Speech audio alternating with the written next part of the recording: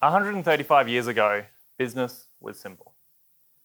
And we think of BHP 135 years ago, it was the Broken Hill Proprietary Company. And you had a mine in the middle of New South Wales. And what you cared about was getting resources out of the ground and delivering them to customers so you can make money. And as most businesses approach this, the way that you drove this was you had a corporate strategy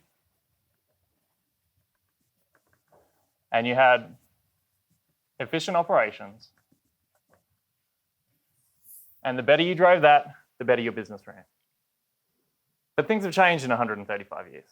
Business is not so simple. And particularly over the last 30 years, we've had a digital transformation where, as you've expanded globally, you've engaged with all sorts of technology tools to try and make your strategy and operations better. So we think about, we have an ERP system, and then we acquire, each mine has an ERP system. HCM, payroll, timesheeting, we've got expense management systems. We go to logistics, you've got a WMS, you've got a logistics management system, route planning. We're making sure that all of our containers have got everything they need in it. And then at the same time, our finance team have a finance reporting system, we've got a consolidation system. We've got to look at the foreign exchange rates, we've got to look at the spot prices for commodities.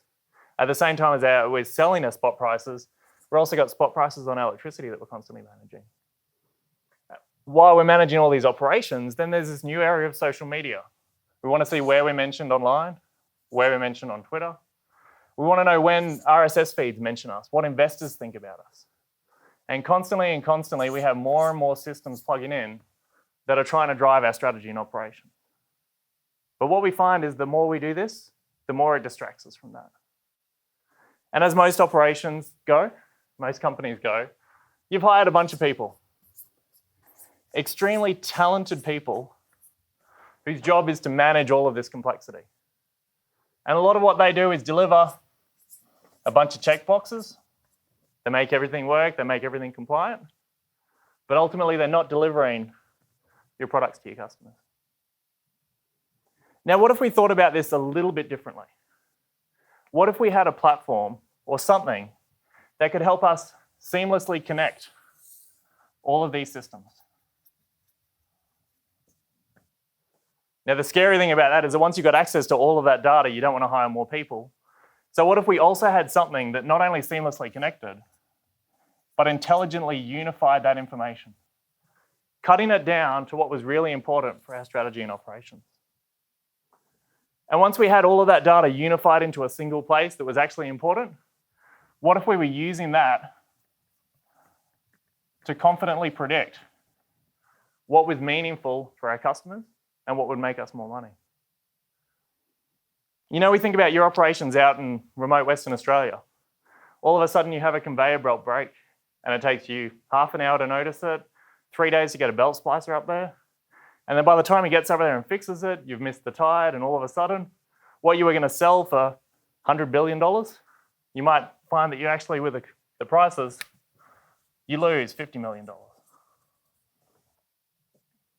So what if, instead of waiting for all of that information to transfer around, we could actually make this process happen in real time?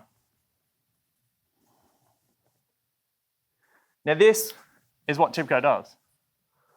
This is what TIBCO does with our connected intelligence platform.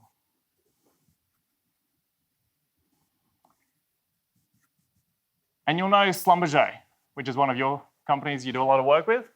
So Schlumberger actually used TIBCO to connect over 270 different data sources. Because of the data fabric that Schlumberger have made, they would deliver to one of your other resource competitors this process. They've actually transformed it from 18 months down to just 8 days. They've been able to move all of these people from here into areas where they're actually delivering value to the organization. They have real-time information that means that you don't lose $50 million, but you actually make more money out of what's doing. So think about, at the moment, you have 22,000 people who are using Spotfire for their visualization. You're using this prediction tool. And at the moment, we're talking to your team about the next generation integration. And what we want to do is provide you with a platform that will seamlessly connect and intelligently unify. thereby empowering those 22,000 people across the business with real-time insights.